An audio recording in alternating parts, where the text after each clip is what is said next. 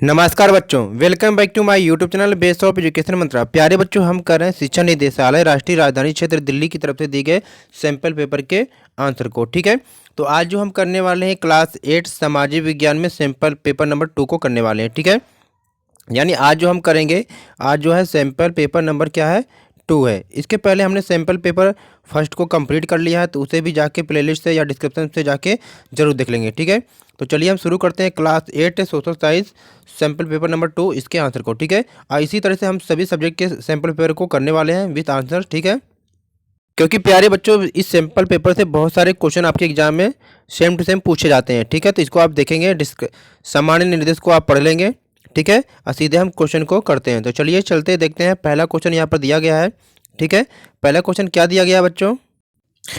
पहला क्वेश्चन कह क्या रहा है कि पहले का आंसर है, कहा क्या रहा है कि सार्वभौमिक वयस्क मताधिकार का अर्थ क्या है। देखिए, सार्वभौमिक वयस्क मताधिकार का मतलब होता है कि सभी जगह, भारत में सभी जगह पर एक समान क्या है, लोगों को वोट देने का अधिकार है। यानी कि जो व्यक्ति 18 साल या उससे ऊपर की उम्र का है, सभी को क्या है, वोट देने का अधिकार है, चाहे वो मेल हो या फीमेल हो। ठीक है, तो अगर देखा जाए तो पहले क्वेश्चन का जो आंसर हो जाएगा यहाँ पर ऑप्शन ए हो जाएगा। ठीक है, यानी देश के सभी वयस्क नागरिकों को वोट देने का अधिकार। ठीक है, सेकेंड क्वेश्चन क्या कर रहे हैं यहाँ बच्चों कि लोकसभा में सत्तारूढ़ दल का नेता कौन होता है। तो लोकसभा में जो सत्तारूढ़ दल का जो नेता होता है वो प्रधानमंत्री होता है। ठीक है, अगर यही राज्य में होता तो राज्य में मुख्यमंत्री होता है। ठीक है, लिखिए कि लोकसभा सेंट्रल में है तो यहाँ पर प्रधानमंत्री हो जाएगा। ठीक है बच्चों, चलिए चलते हैं क्वेश्चन नंबर 3 की तरफ। पहले का 3 देखेंगे। यहाँ पर आप क्या पूछा जा रहा है कि भारत में न्यायालयों के कितने स्तर हैं। आप सभी जानते हैं कि भारत में जो न्यायालय के हैं 3 स्तर है। तो यहाँ पर क्या ऑप्शन सी सही हो जाएगा, 3 स्तर है, क्योंकि पहला है सर्वोच्च न्यायालय आपका हो जाएगा, फिर उच्च न्यायालय, फिर अधीनस्थ न्यायालय। तो ये 3 स्तर आपके हैं। ठीक है, चलिए 4 में देखते हैं हम आंसर। दहेज लाने के लिए महिला को परेशान करना। तो दहेज लाने के लिए महिला को परेशान करना ये कौन सा कानून के अंतर्गत आता है? तो ये आता है आपराधिक कानून के अंतर्गत, यानी ऑप्शन ए यहाँ पर सही हो जाएगा। ठीक है, चलिए तो वीडियो को लाइक जरूर कर देंगे और वीडियो को शेयर ज़्यादा से ज़्यादा कर देंगे कि आपके फ्रेंड्स भी इस वीडियो को देखकर लाभ उठा सकें। अगर आप चैनल पर पहली बार विजिट करें तो चैनल को सब्सक्राइब कर लेंगे, क्योंकि हम सभी सब्जेक्ट के सैंपल पेपर को कराएंगे सभी क्लास के। ठीक है, चलिए आगे देखते हैं। क्वेश्चन नंबर पहले का 5 में देखते हैं कि भारतीय संविधान के किस अनुच्छेद के तहत अस्पृश्यता को क्या समाप्त कर दिया गया है। तो भारतीय संविधान के अनुसार जो अनुच्छेद 17 है ये अस्पृश्यता को समाप्त कर दिया गया है। ठीक है, तो यहाँ पर ऑप्शन क्या है, सी सही हो जाएगा। ठीक है, अनुच्छेद 17। चलिए आगे चलते हैं। क्वेश्चन नंबर 6 की तरफ देखते हैं कि भारतीय संविधान के जनक के रूप में किसे जाना जाता है। तो भारतीय संविधान के जनक के रूप में किसको, डॉक्टर भीमराव अम्बेडकर को जाना जाता है। ठीक है, और ये प्रारूप समिति के अध्यक्ष भी थे। तो ऑप्शन ए यहाँ पर सही हो जाएगा। ठीक है, चलिए आगे चलते हैं। 7वें क्वेश्चन को देखते हैं, अंतर फसल क्या है। ठीक है, अंतर फसल क्या है? तो इसका जो राइट आंसर हो जाएगा ऑप्शन ए हो जाएगा। ठीक है, यानी आप कह सकते हैं कि मिट्टी को बारिश से बचाने के लिए अलग अलग फसलें वैकल्पिक पंक्तियों में क्या है, उगाई जाती है। ठीक है, तो ये ऑप्शन ए सही हो जाएगा पहले का 7वें में। ठीक है, चलिए अब 8वें में देखते हैं। यहाँ पर कह रहा है कि रोपड़ कृषि से आप क्या समझते हैं। तो रोपड़ कृषि का मतलब क्या होता है आपको बताना है यहाँ पर। ठीक है, तो इसका पहला का ए सही हो जाएगा यहाँ पर कि यह एक व्यावसायिक खेती है जहाँ एक ही फसल बड़ी संख्या में उगाई जाती है। ठीक है, बिल्कुल सही। चलिए चलते हैं अगले क्वेश्चन की तरफ। तो प्यारे बच्चे यहाँ पर पहले का 9th में हम देखते हैं क्या करा कि पहली कपड़ा मिल मुंबई में कब स्थापित की गई थी। तो जो पहली कपड़ा मिल जो स्थापित की गई थी मुंबई में वो 1854 ईस्वी में की गई थी। ठीक है, तो यहाँ पर ऑप्शन जो है सी करेक्ट हो जाएगा। ठीक है, ऑप्शन सी पहले का 9th का ऑप्शन सी सही हो जाएगा यहाँ पर। और फिर यहाँ पर पहले का 10th में देखेंगे सिलिकॉन वैली कहाँ स्थित है।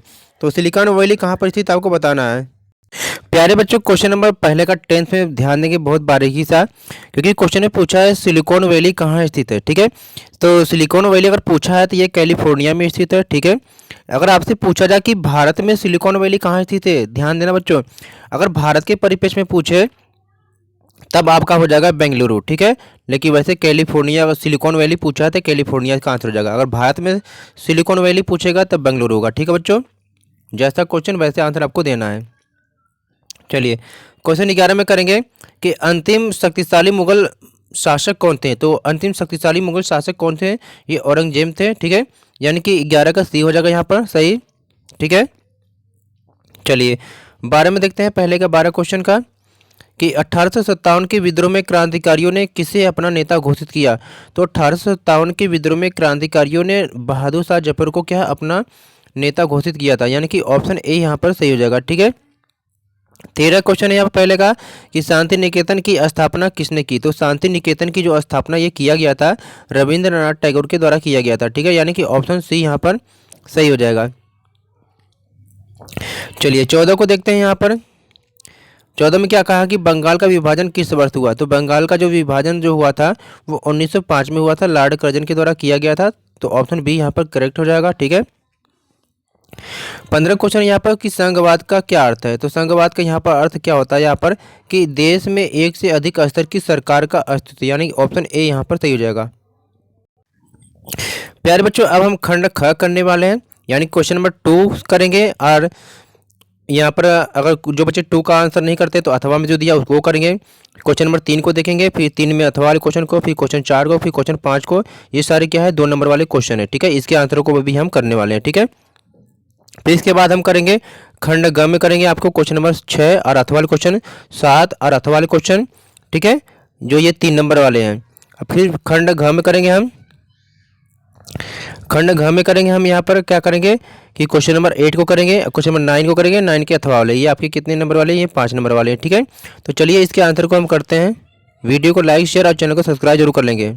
तो प्यारे बच्चों खंड ख में आपसे पूछा गया था जो 2 नंबर वाले क्वेश्चन थे। दूसरे क्वेश्चन में पूछा गया था कि भारतीय संविधान के अनुच्छेद 15 का संक्षेप में वर्णन कीजिए।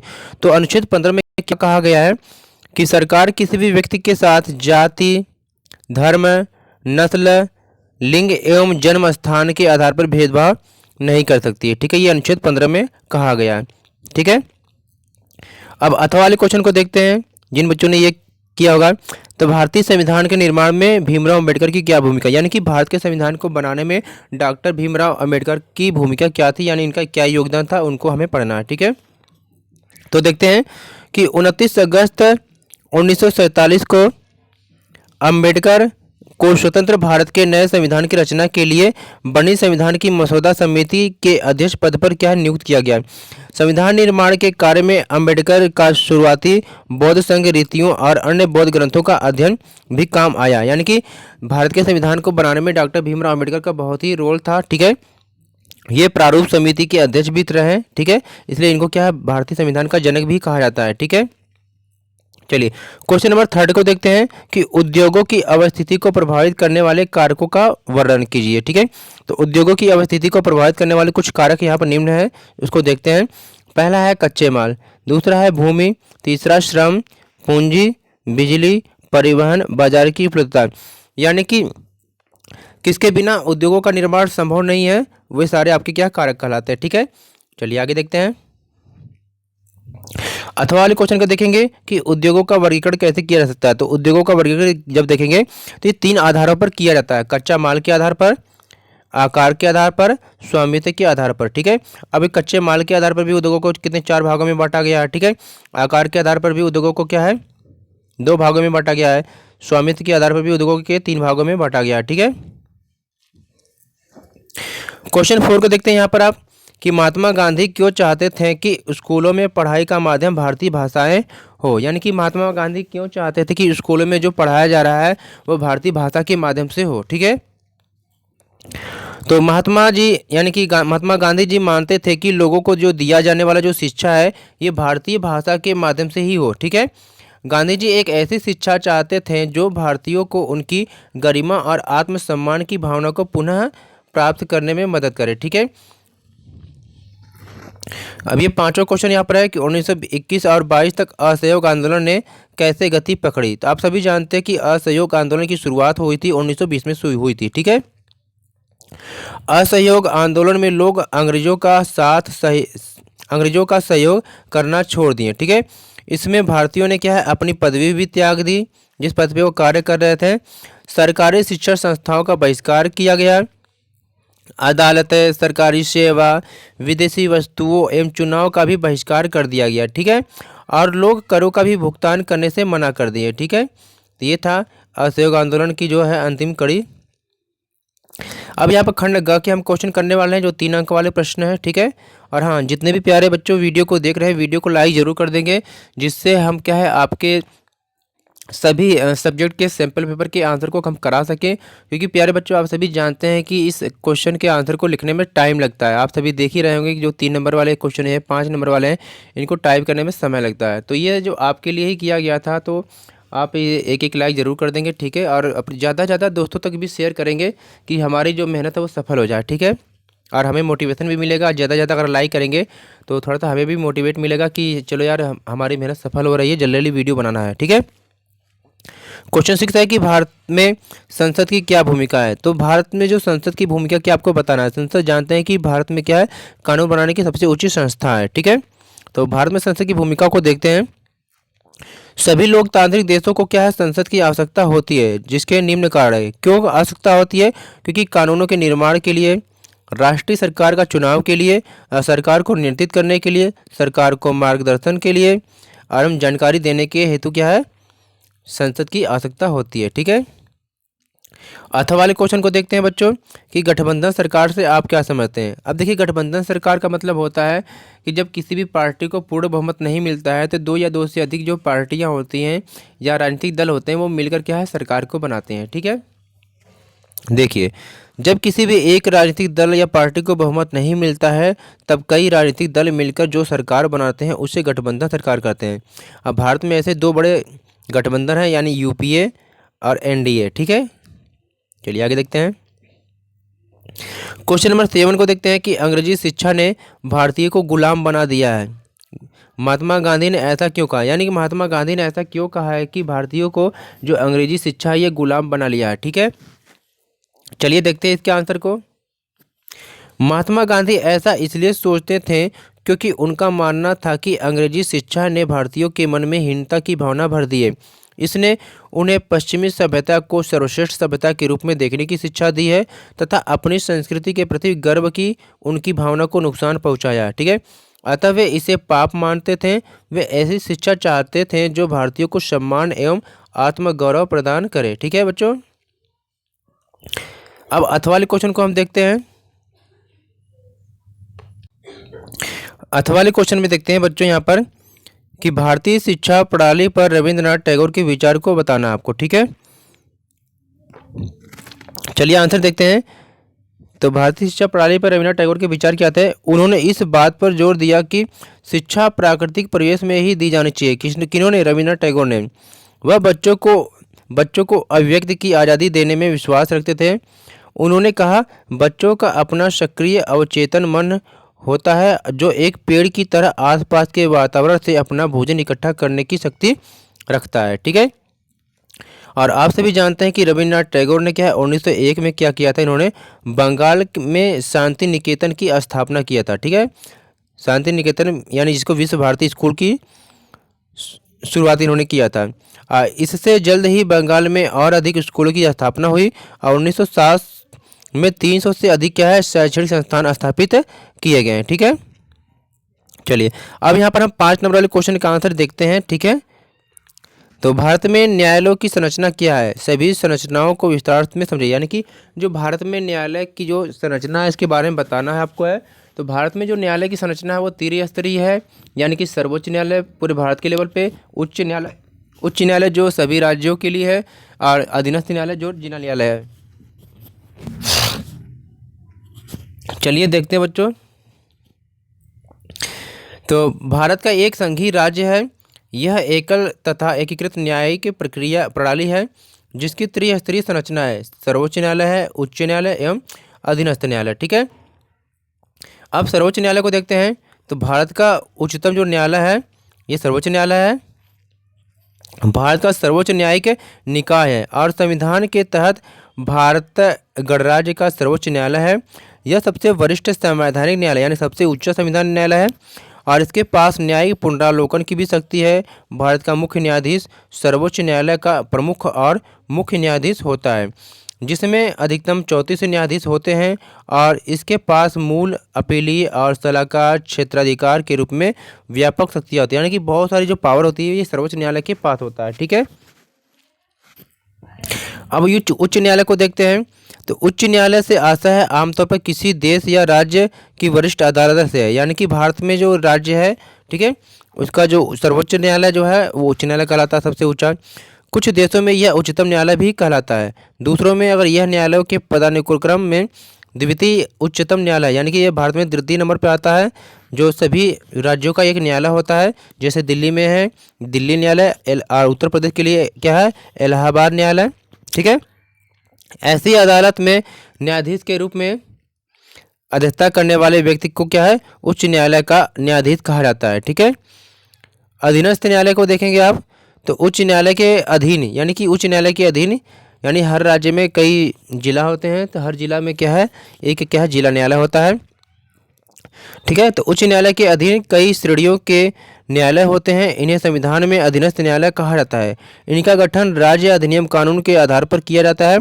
विभिन्न राज्यों में इनके अलग अलग नाम और अलग अलग दर्जे हैं, लेकिन व्यापक परिप्रेक्ष्य में इनके संगठनात्मक ढांचे में क्या समानता है। ठीक है, क्वेश्चन नंबर 9 को हम देखते हैं बच्चों कि सभी के लिए न्याय सुनिश्चित करने में जनहित याचिका किस प्रकार महत्वपूर्ण भूमिका निभाती है। ठीक है, चलिए देखते हैं।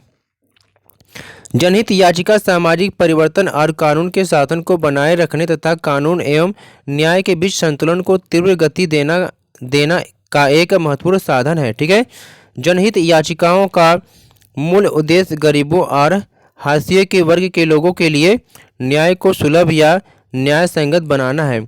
यह सभी के लिए न्याय की पहुंच का लोकतंत्रीकरण करता है। ठीक है, अब यहाँ पर अथवा वाले क्वेश्चन का आंसर हम देखते हैं कि भारत में न्यायपालिका की क्या भूमिका है, आपको बताना है। ठीक है, तो भारत में न्यायपालिका की बहुत ही महत्वपूर्ण भूमिका है, यानी न्यायपालिका संविधान की व्याख्या करने और इसे लागू करने में महत्वपूर्ण भूमिका निभाती है, जो देश के सर्वोच्च कानून के रूप में कार्य करता है और मूल अधिकारों का संरक्षण भी प्रदान करता है।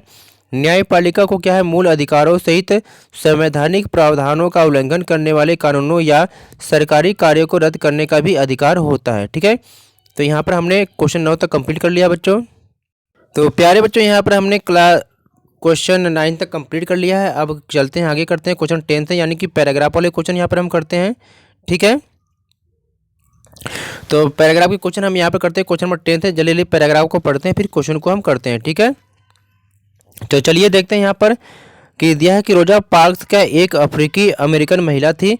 1 दिसंबर 1955 को दिन भर काम करके थक जाने के बाद बस में उन्होंने अपनी सीट एक गोरे व्यक्ति को देने से मना कर दिया। उस दिन उनके इनकार से अफ्रीकी अमेरिकनों के साथ असमानता को लेकर एक विशाल आंदोलन प्रारंभ हो गया, जो नागरिक अधिकार आंदोलन कहलाया। ठीक है, और 1964 के नागरिक अधिकार अधिनियम ने नस्ल, धर्म, राष्ट्रीय मूल के आधार पर भेदभाव का निषेध कर दिया। इसने यह भी कहा कि अफ्रीकी अमेरिकन बच्चों के लिए सब स्कूलों के दरवाजे खोले जाएंगे और उन्हें उन अलग बच्चों स्कूलों में नहीं जाना पड़ेगा जो विशेष रूप से केवल उन्हीं के लिए खोले गए थे। इतना होने के बावजूद भी अधिकांश जो अफ्रीकी अमेरिकन गरीब हैं, अधिकतर अफ्रीकी अमेरिकन बच्चे केवल ऐसे सरकारी स्कूलों में प्रवेश लेने के ही सामर्थ्य रखते हैं जहां कम सुविधाएं और कम योग्यता वाले शिक्षक हैं, जबकि गोरे विद्यार्थी निजी स्कूलों में जाते हैं या उन क्षेत्रों में रहते हैं जहां के सरकारी स्कूलों का स्तर निजी स्कूलों जैसा ही ऊंचा है। ठीक है, तो ये थे पैराग्राफ। अब इसके क्वेश्चन को हम करते हैं। प्यारे बच्चों, आप सभी जानते हैं कि पैराग्राफ के जो क्वेश्चन है आपको हैं सीधे इसी पैराग्राफ में से ही मिल जाते हैं। आप बाहर से करने की कोशिश मत किया करिए, क्योंकि एग्जाम में आपको ऐसे ही आएगा। बस बहुत ही ध्यान से एक बार या 2 बार पैराग्राफ को जरूर पढ़ेंगे, जिससे क्वेश्चन को आप कर लेंगे। ठीक है, पहला क्वेश्चन दिया है कि रोजा पार्क्स कौन थी, तो आपको सीधे सीधे यहाँ से लिख लेना है कि रोजा पार्क्स कौन थी। ठीक है, यहाँ से लेके आपको यहाँ तक इसके आंसर को कर लेना है। ठीक है, और ये भी कर लेना इसमें। ठीक है, ये यहाँ तक कर लेना आप। ठीक है, तो ये पहले क्वेश्चन का आंसर आपका हो जाएगा कि रोजा पार्क्स एक अफ्रीकी अमेरिकन महिला थी। 1 दिसंबर 1955 को दिन भर काम करके थक जाने के बाद बस में उन्होंने अपनी सीट एक गोरे व्यक्ति को देने के लिए मना कर दिया था। ये पहले क्वेश्चन का आंसर आपको यहाँ से कर लेना। ठीक है, चलिए चलते हैं सेकंड क्वेश्चन की तरफ। सेकंड क्वेश्चन क्या कर रहा है? सेकंड क्वेश्चन कह रहा है कि 1964 का नागरिक अधिकार अधिनियम क्या करता है या क्या कहता है। आपको तो फिर यहाँ से करना। ठीक है, कहाँ से कर लेना आपको? यहाँ से, ये यहाँ से कि 1964 के नागरिक अधिकार अधिनियम ने नस्ल, धर्म और राष्ट्रीय मूल के आधार पर भेदभाव का निषेध कर दिया। ये यहाँ से यहाँ तक क्या दूसरे क्वेश्चन का आंसर लिख लेंगे, ठीक है। ये सेकंड क्वेश्चन का आपका आंसर यहाँ पर हो जाएगा बच्चों, ठीक है। चलते हैं थर्ड क्वेश्चन की तरफ। यहाँ पर थर्ड क्वेश्चन आपको करना है कि अधिकांश अफ्रीकी अमेरिकी बच्चे सरकारी स्कूलों में क्यों पढ़ते हैं। तो इसका आंसर आपको यहाँ से यहाँ तक करना है, यहाँ से, ठीक है। कि अधिकांश अफ्रीकी अमेरिकन गरीब हैं। अधिकतर क्या अफ्रीकी अमेरिकन बच्चे केवल ऐसी सरकारी स्कूलों में प्रवेश लेने की ही सामर्थ्य रखते हैं जहां कम सुविधाएं और कम योग्यता वाले शिक्षक हैं। यहाँ से यहाँ तक आपको क्या करना है, ये थर्ड का आंसर आपको यहाँ से लिख लेना, ठीक है। ठीक है बच्चों, यहाँ से यहाँ तक क्या आपको कर लेना थर्ड क्वेश्चन का आंसर, ठीक है। चलिए चलते हैं नेक्स्ट क्वेश्चन की तरफ। 11 क्वेश्चन को हम देखते हैं यहाँ पर कि भूमि का उपयोग भौतिक कारकों द्वारा निर्धारित किया जाता है, जैसे स्थलाकृति, मृदा, जलवायु, खनिज और जल की उपलब्धता। मानवीय कारक जैसे जनसंख्या, प्रौद्योगिकी भी भूमि उपयोग प्रतिरूप के महत्वपूर्ण निर्धारक है। स्वामित्व के आधार पर भूमि को निजी भूमि और सामुदायिक भूमि में बांटा जा सकता है। निजी भूमि व्यक्तियों के स्वामित्व में होती है, जबकि सामुदायिक भूमि समुदाय के स्वामित्व में होती है। सामान्य रूप से इसका उपयोग समुदाय से संबंधित व्यक्तियों के लिए किया जाता है, जैसे चारा, फलों, नट या औषधि बूटियों को एकत्रित करना। इस सामुदायिक भूमि को साझा संपत्ति भी कहते हैं, ठीक है। जनसंख्या और उनकी मांग सदैव बढ़ती रहती है, लेकिन भूमि की उपलब्धता सीमित है। स्थान के अनुसार भूमि की गुणवत्ता में अंतर होता है। लोगों ने सामुदायिक भूमि पर व्यापारिक क्षेत्र बनाने, नगरीय क्षेत्रों में घर बनाने और ग्रामीण क्षेत्रों में कृषि योग्य भूमि का विस्तार करने के लिए अनधिकृत हस्तक्षेप करना शुरू कर दिया है। आज भूमि उपयोग प्रतिरूप में व्यापक परिवर्तन हमारे समाज में सांस्कृतिक परिवर्तनों को दर्शाते हैं। वर्तमान में कृषि और निर्माण संबंधी गतिविधियों के प्रसार के कारण निम्नीकरण, भूस्खलन, मृदा अपरदन, मरुस्थलीकरण पर्यावरण के लिए प्रमुख खतरा है। अब यहाँ पर हम चलिए क्वेश्चन को करते हैं बच्चों। पहला क्वेश्चन कह रहा है कि भारत में भूमि का वर्गीकरण कैसे किया जाता है। तो भारत में जो भूमि का वर्गीकरण कैसे किया जाता है यहाँ पर देखते हैं। देखिए यहाँ से देखेंगे आप, ठीक है। स्वामित्व के आधार पर भूमि को निजी भूमि और सामुदायिक भूमि में बांटा जाता है। निजी भूमि व्यक्तियों के स्वामित्व में होती है, जबकि सामुदायिक भूमि समुदाय के स्वामित्व में होती है, ठीक है। और सामान्य रूप से इसका जो उपयोग है समुदाय के संबंधित व्यक्तियों के लिए किया जाता है, जैसे चारा, फलों, नट, औषधि, जड़ी बूटी एकत्रित करना। तो यहाँ से यहाँ तक आप लिख लेंगे पहले क्वेश्चन का आंसर, ठीक है बच्चों। चलिए अगर आप चाहे तो यहाँ से लेके यहाँ तक भी कर सकते हैं, ठीक है। आप चाहे तो यार बच्चों यहाँ से यहाँ तक भी कर सकते हैं, चाहे तो पूरा कर सकते हैं, ठीक है। चलिए सेकंड क्वेश्चन का आंसर देखते हैं। सेकंड क्वेश्चन क्या कर रहा है कि सामुदायिक भूमि का स्वामित्व लोगों के पास कैसे होता है। तो यहाँ पर देखते हैं। तो यहाँ से आप देखेंगे सामुदायिक भूमि के बारे में, यहाँ से ये दूसरे का आंसर है। सामुदायिक भूमि समुदाय के स्वामित्व में होती है। सामान्य रूप से इसका उपयोग समुदाय के से संबंधित व्यक्तियों के लिए किया जाता है, जैसे चारा, फलों, नट या औषधि बूटियों को एकत्रित करना। इस सामुदायिक भूमि को साझा संपत्ति भी कहते हैं। तो यहाँ से यहाँ तक क्या आप सेकेंड का आंसर आप कर लेंगे, ठीक है। अब यहाँ पर तीसरा क्वेश्चन को देखते हैं कि निर्माण गतिविधियों के दुष्प्रभाव क्या है, ठीक है। तो इसके आंसर हम देखते हैं बच्चों यहाँ पर। तो यहाँ पर देखेंगे आप कि यहाँ से आंसर देखेंगे निर्माण, ठीक है, कि निर्माण संबंधी गतिविधियों के प्रसार के कारण निम्नीकरण, भूस्खलन, मृदा अपरदन, मरुस्थलीकरण पर्यावरण के लिए क्या खतरा है। यहाँ से यहाँ तक ये तीसरे क्वेश्चन का आंसर आपका हो जाएगा, ठीक है। चलिए आगे देखते हैं। 12 क्वेश्चन के पैराग्राफ को हम पढ़ते हैं जल्दी। भूमि, जल, वायु, पेड़ पौधे एवं जीव जंतु मिलकर क्या प्राकृतिक पर्यावरण बनाते हैं। स्थल मंडल, जलमंडल, वायुमंडल एवं जैव मंडल से आप पहले से ही परिचित होंगे। आइए अब हम इनके संबंध में कुछ और तथ्य को पढ़ते हैं, ठीक है। तो प्यारे बच्चों आप क्या इस पैराग्राफ को जल्दी पढ़ लेंगे, ठीक है, क्योंकि पैराग्राफ को पढ़ेंगे तो वीडियो थोड़ी लंबी हो जाएगी, ठीक है। सीधे हम क्वेश्चन को करते हैं, ठीक है। पहला क्वेश्चन पूछा गया है कि प्राकृतिक पर्यावरण क्या है, ठीक है। तो प्राकृतिक पर्यावरण के लिए आप यहाँ से पढ़ सकते हैं कि यहाँ से देखेंगे ये आपका हो गया प्राकृतिक पर्यावरण, यानी कि क्या कि भूमि, जल, वायु, पेड़ पौधे एवं जीव जंतु मिलकर क्या प्राकृतिक पर्यावरण का निर्माण करते हैं। ये पहले क्वेश्चन का आंसर यहाँ पर हो जाएगा, ठीक है। अब यहाँ पर हम क्या है सेकंड क्वेश्चन का आंसर देखते हैं। यहाँ पर सेकंड क्या करा कि स्थल मंडल क्या है, ठीक है। स्थल मंडल क्या है आपको बताना है। तो स्थल मंडल के लिए आप यहाँ पर देखेंगे, यहाँ से देखेंगे स्थल मंडल के लिए, ठीक है, यहाँ से यहाँ तक देखेंगे आप, और ये नीचे का ये भी हो जाएगा आपका, ठीक है। ये आपका सेकंड क्वेश्चन का आंसर हो जाएगा।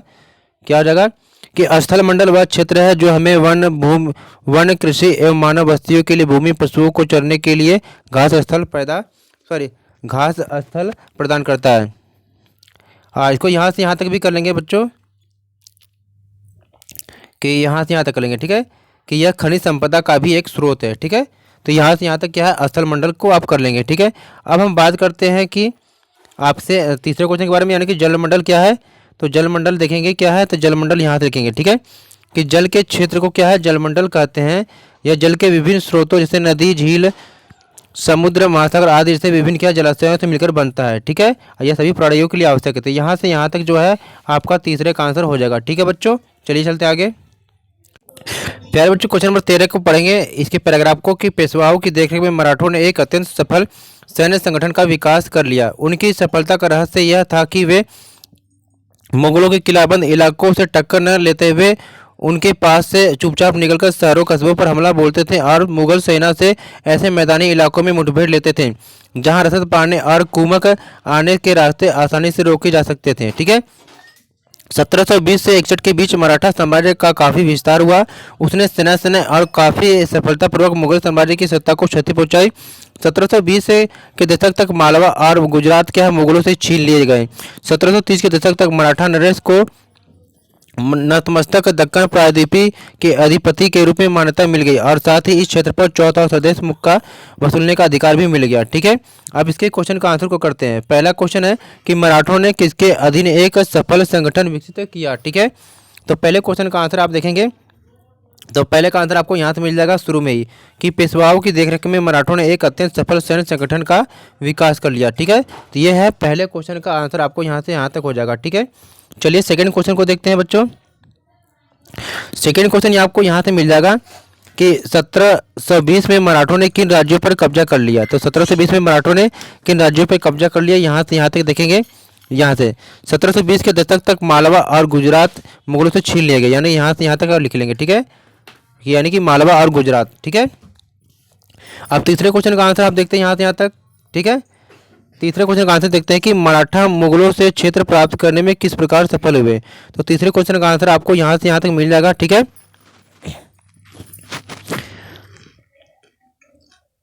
तो यहाँ से यहाँ तक लिख लेंगे, यहाँ से ये यहाँ पर उनकी जगह पर लिख लेंगे मराठा, ठीक है, मराठा लिख लेंगे तो आपको आंसर सही हो जाएगा। यानी मराठा की सफलता का रहस्य यह था कि वे मुगलों से किलाबंद इलाकों से टक्कर न लेते हुए उनके पास से चुपचाप निकलकर शहरों कस्बों पर हमला बोलते थे और मुगल सेना से ऐसे मैदानी इलाकों में मुठभेड़ लेते थे जहां रसद पाने और कुमक आने के रास्ते आसानी से रोके जा सकते थे, ठीक है। यहाँ से यहाँ तक कर लेंगे तो ये आपके तीसरे क्वेश्चन का आंसर आपको यहाँ से यहाँ तक हो जाएगा, ठीक है। चलिए आगे चलते हैं। प्यारे बच्चों, अब नेक्स्ट खंड में देखते हैं, ठीक है। तो क्वेश्चन नंबर 14 है कि भारत के दिए गए राजनीतिक रेखा मानचित्र पर क्या निम्नलिखित 5 स्थानों को उचित संकेतों के द्वारा दर्शाइए। देखिए यहाँ पर 6 दिया गया है, 6 में से आपको 5 को दिखाना है। क्या क्या करना आपको है, बनारस को दर्शाना है, बरेली कहाँ है, कानपुर कहाँ है, दिल्ली कहाँ है, अलीगढ़ कहाँ है, झांसी कहाँ है। तो चलिए हम सारे आंसर को देखते हैं, ठीक है। अब प्लीज़ वीडियो को लाइक शेयर जरूर कर लेना और चैनल को सब्सक्राइब कर लेना इसी प्रकार के सैंपल पेपर के आंसर को देखने के लिए, ठीक है। यहाँ पर देखेंगे कि 1857 की क्रांति के जो प्रमुख स्थल थे आपको इसमें दिखाना है, ठीक है। तो यहाँ पर आप देखेंगे अगर बरेली आपको फिल करना है तो बरेली आपको यहाँ पर हो जाएगा, यानी कि पश्चिम साइड में आपको उत्तर प्रदेश में है। फिर दिल्ली दर्शाने के लिए यहाँ पर दिल्ली दिखाया गया है, और फिर अलीगढ़ को दिल्ली के पास में आपको दिखाया जाएगा यहाँ पर, ठीक है। फिर यहाँ पर कानपुर आपको यहाँ पर दिखाया गया, ये कानपुर बच्चों है, ठीक है। और झांसी के लिए आपको ये कानपुर के नीचे जो दिख रहा है ये आपको क्या यूपी में ये झांसी हो जाएगा, और बनारस ये पूर्व की साइड में ये बनारस हो जाएगा, ठीक है। इन सारी लोकेशन को सही प्रकार से देख लेंगे। दिल्ली को छोड़कर बाकी जितने भी स्थान है वो यूपी में पड़ता है बच्चों, इसलिए क्या करना, इस मैप को जरूर कंप्लीट कर लेना, ठीक है। चलिए फिर मिलते हैं एक नई वीडियो के साथ, तब तक धन्यवाद।